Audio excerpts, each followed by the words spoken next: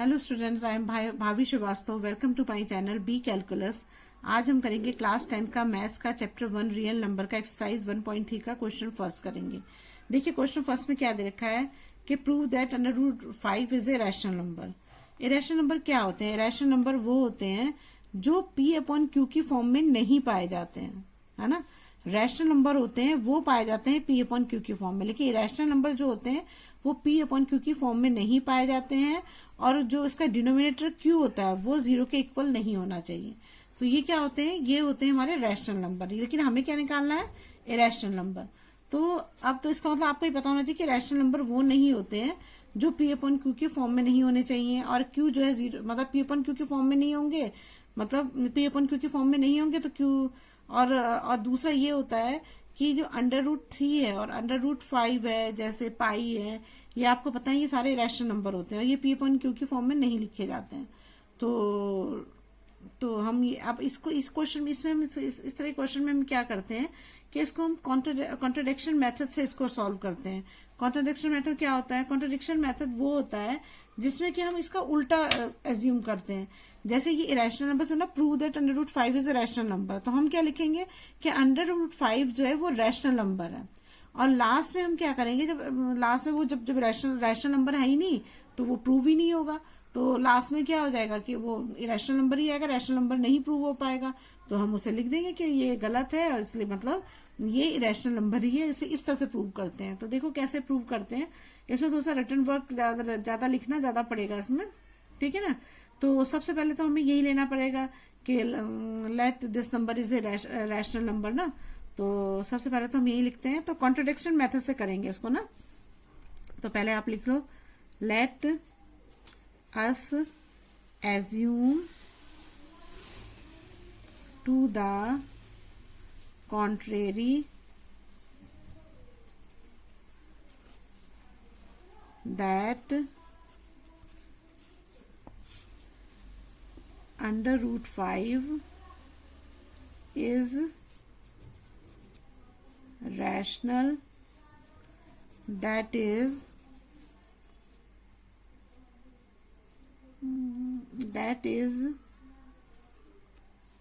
we can find integers a and b such that √5 is a upon b, where a and b are co-prime number।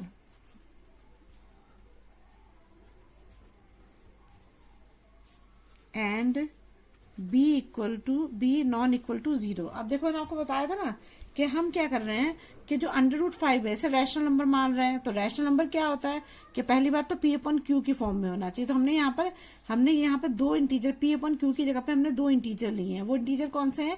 A और B है। तो हमें लिखना पड़ेगा √5 is AB, है ना, तभी तो होगा, तभी तो रैशनल नंबर होगा। और फिर दूसरी कंडीशन क्या है इसमें रखनी पड़ेगी हमें कि A and B are the coprime number. Coprime number किसे बोलते हैं? को प्राइम नंबर जैसे 3 है, 5 है, ये को प्राइम नंबर होते हैं। 7 है, इसमें क्या क्यों होते हैं को प्राइम नंबर? क्योंकि इसमें 1 होता है और 3 होता है। 1 है, 5 है, 1 है, 7 है। तो इसमें क्या है? सब में सिर्फ 1 ही कॉमन है और कोई नंबर कॉमन नहीं है। इसके जो फैक्टर बने हैं उससे सिर्फ 1 ही कॉमन है। तो इस तरह के जो नंबर होते हैं उनको हम बोलते हैं को प्राइम नंबर बोलते हैं। तो इस तरह के तो हम जब इसको हमने ये माना कि A और B जो है वो को प्राइम नंबर है ना। तो को प्राइम नंबर है तो फिर लास्ट में क्या होगा? जब हम इसे को प्राइम नंबर मानेंगे तो लास्ट में क्या होगा कि इसमें A और B के एक के अलावा दूसरे, मतलब 1 तो होता ही है फैक्टर, 1 के अलावा दूसरे भी कोई ऐसे फैक्टर होंगे जो दोनों में कॉमन होंगे।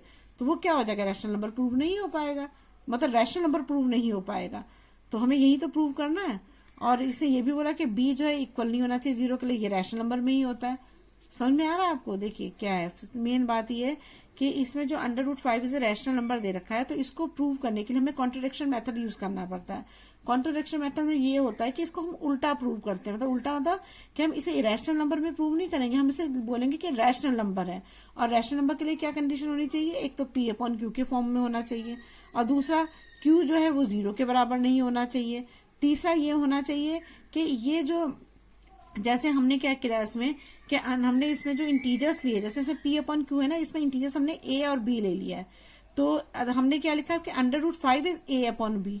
A अपॉन B में ही तो होगा, P अपॉन क्यू में होगा। जैसे ये है तो ये A अपॉन B में होगा, तभी तो ये वो माना जाएगा कि रैशनल नंबर है। और B जो है वो इक्वल के जीरो के इक्वल नहीं होना चाहिए, ये भी चीज हमने ले ली।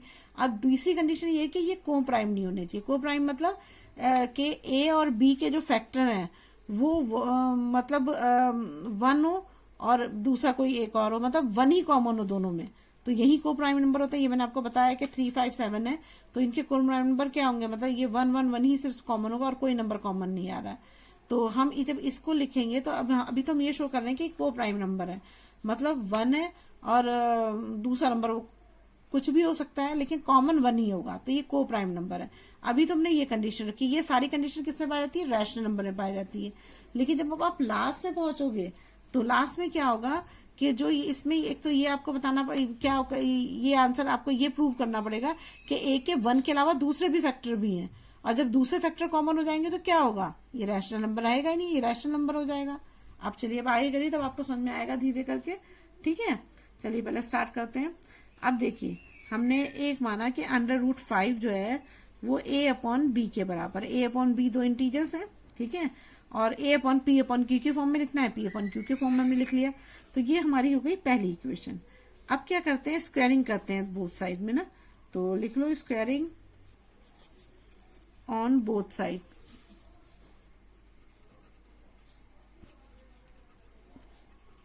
ऑफ इक्वेशन 1 में करेंगे ना, 1 वी गेट, जब स्क्वायर करोगे तो ये अंडर रूट 5 है और इसका स्क्वायर हो जाएगा, और यहाँ आ जाएगा A अपॉन B का स्क्वायर हो जाएगा। तो स्क्वायर से अंडर रूट हट जाता है, तो यहाँ पर क्या बचेगा, 5 बचेगा, और यहाँ आ जाएगा हमारा A square upon B square हो जाएगा, ठीक है। अब हम क्या करेंगे, जब इसको इससे मल्टीप्लाई करोगे तो क्या आएगा, यहाँ पर 5B square equal to A square हो जाएगा। ये हो जाएगी हमारी सेकेंड इक्वेशन। अच्छा, अब जो है हमारा B स्क्वायर जो है, अगर B स्क्वायर निकालना चाहेंगे तो हम A स्क्वायर अपॉन 5 आ जाएगा, ठीक है। अच्छा, जो ये आपका अंडर रूट 5 था, तो क्या होता है इसमें हम अगर देखेंगे तो क्या होता है, 5 का मतलब अंडर रूट 5 का मतलब होता है 1 अपॉन 2, और ऊपर स्क्वायर है तो इंटू 2 हो जाएगा, तो 2 से 2 कट गया तो क्या बचेगा, 5 ही तो बचेगा। ये चीज आपको पता होनी चाहिए कैसे आ गया है ना आपका।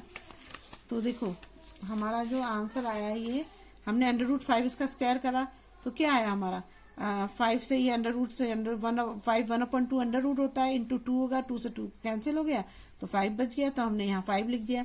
अब A का स्क्वायर हो गया, B का स्क्वायर हो गया, तो हमने क्या करा, 5 को इससे क्रॉस मल्टीप्लाई कर दिया ऐसे करके, तो 5B square equal to A square हो गया। अब B स्क्वायर कितना होगा, A स्क्वायर अपॉन 5 हो जाएगा, ठीक है, ऐसे ही तो होगा। अब देखो आगे क्या करते हैं, नेक्स्ट जो ये तो समझ में आ गया ना, फर्स्ट और दो हमारी 2 इक्वेशन बन गई है। अब आगे करते हैं। अब आगे क्या है हमारा,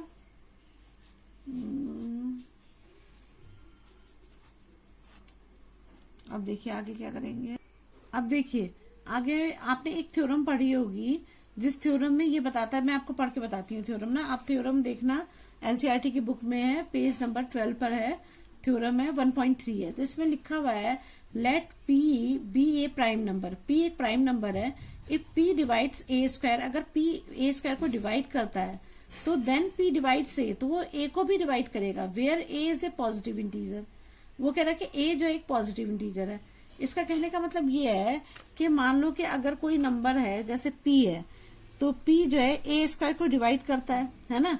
तो अगर P A स्क्वायर को डिवाइड करता है तो if P divides A square then P divides A, तो P जो है वो A को भी डिवाइड करेगा। ऐसे ही तो होता है।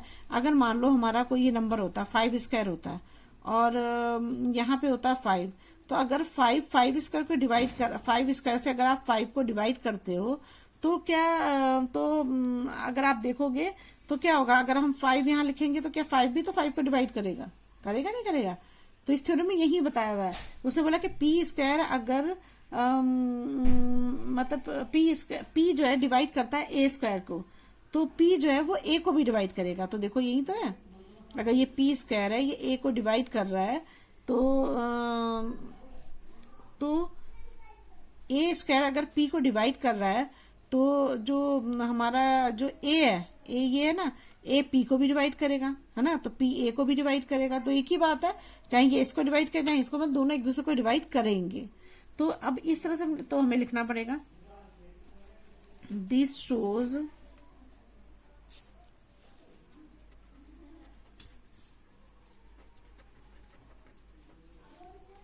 ये आपको लिखना जरूर पड़ेगा, नहीं तो फिर ये तो क्वेश्चन तो बहुत छोटा सा है, इसे जब तक लिखोगे नहीं इसको, तो इसमें ये रीजन सारे आपको देने पड़ेंगे। नाउ थ्योरम 1.3, it follows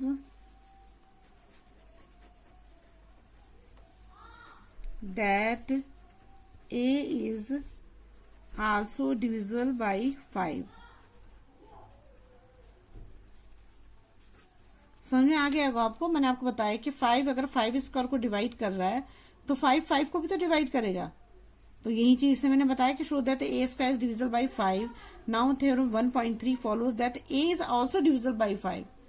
मतलब अगर ए स्क्वायर जो डिविजिबल है 5 से, तो ए जो है वो 5 को भी डिवाइड करेगा। अब देखो कैसे होगा, अब इस क्वेश्चन को कैसे करेंगे। अब जब इस थ्योरम के हिसाब से हमें जब करना है तो हम यहाँ लिखेंगे, so we can write a equal to 5c। 5c क्या है, इंटीजर्स है ना।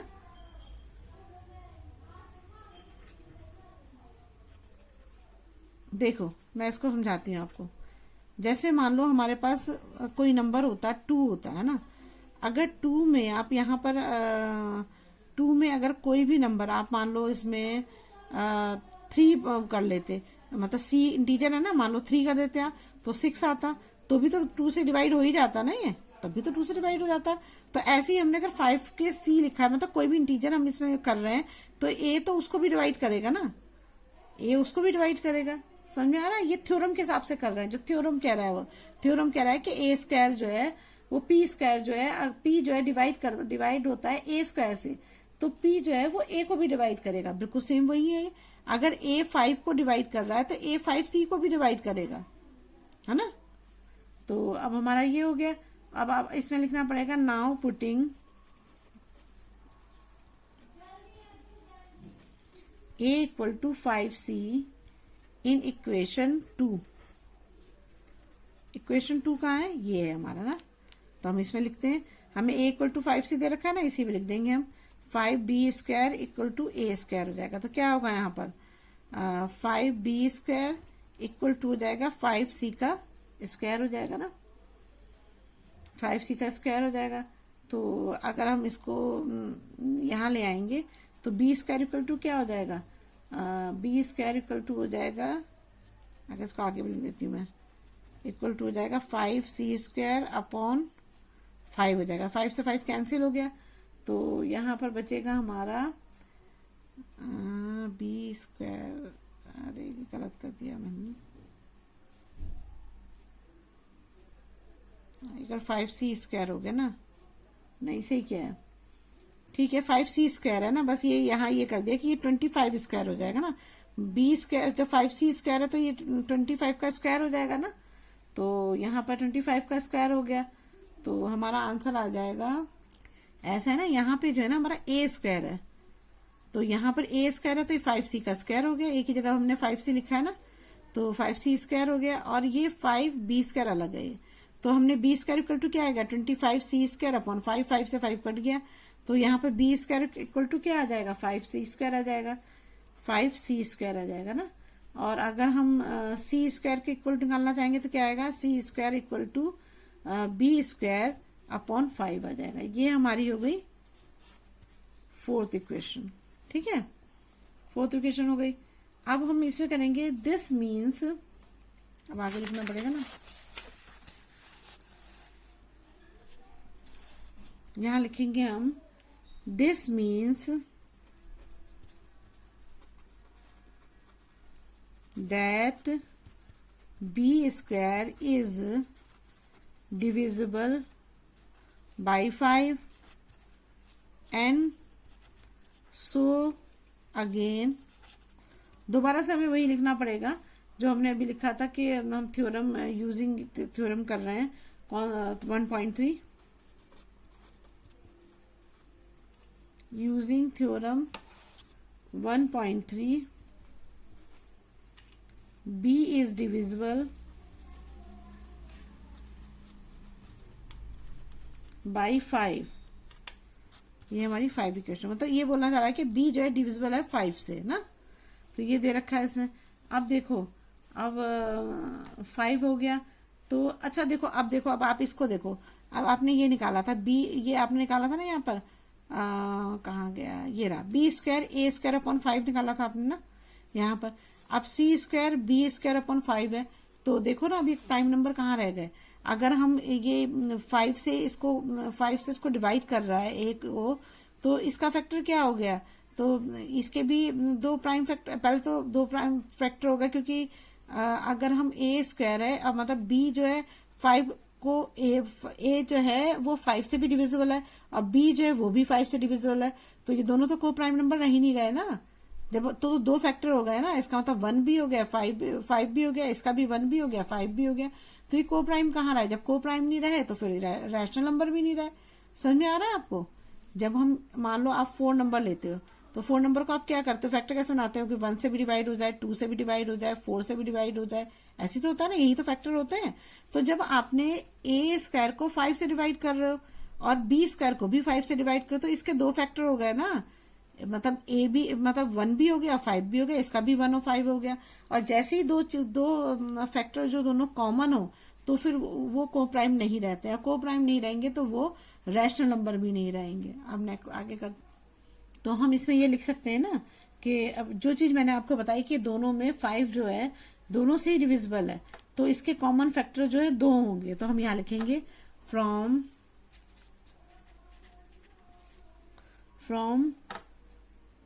3 and 5, 3 and 5 2 लिए थे ना आपने, 3 और 5 2 फैक्टर लिए थे आपने। देखो दिखाती हूँ आपको, ये आपकी 3 इक्वेशन थी, है ना, ये वाली थी 3, ये 3 थी, और ये थी हमारी 5 फैक्टर, जो ये 4 निकाली आपने। तो 3 और 4 दोनों में क्या हो रहा है कि दोनों में 5 जो है वो कॉमन फैक्टर, मतलब दोनों में कॉमन है, तो 1 तो हो गई और 5 भी हो गया, तो हमारी 3 इक्वेशन हो गई और ये 5 इक्वेशन हो गई। तो जब हम दोनों को निकालेंगे तो इसमें हमें आगे लिखना पड़ेगा 3 and 5 we can conclude that 5 is a common factor। Common factor हुआ ना दोनों में, 5 is a common factor।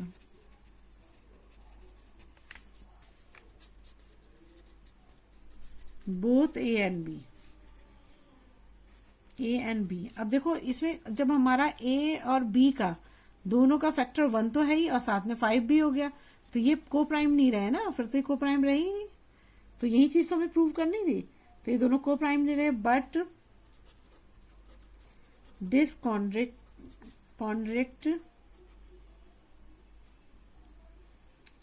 Contradict our assumption, जो हमने माना था ना, assumption that A and B are coprime number. The contradiction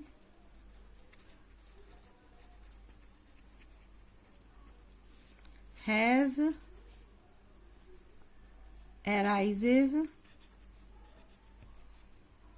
arises because of our correct assumption that under root 5 is rational। मतलब आपने जो भी माना था, जो आपने उसे रैशनल नंबर माना था, तो वो एजप्शन को वो सही प्रूव कर ही नहीं रहा है। क्योंकि को प्राइम नंबर भी नहीं हो रहा है ना, को प्राइम नंबर नहीं हो रहा है तो सो वी कंक्लूड लिख देंगे, so we can conclude that √5 is an irrational number. समझ गए आप क्वेश्चन को? मैंने आपको 2 ही 3 चीज बताई थी कि हमको सबसे पहले इसमें क्या करते हैं, इसे कॉन्ट्रडिक्शन मेथड से करते हैं। कॉन्ट्रडिक्शन मेथड करने के लिए हमें सबसे पहले क्या करना पड़ेगा कि इसने इरेशनल नंबर दिया है तो हमें इरेशनल नंबर ना लेके रैशनल नंबर लेंगे।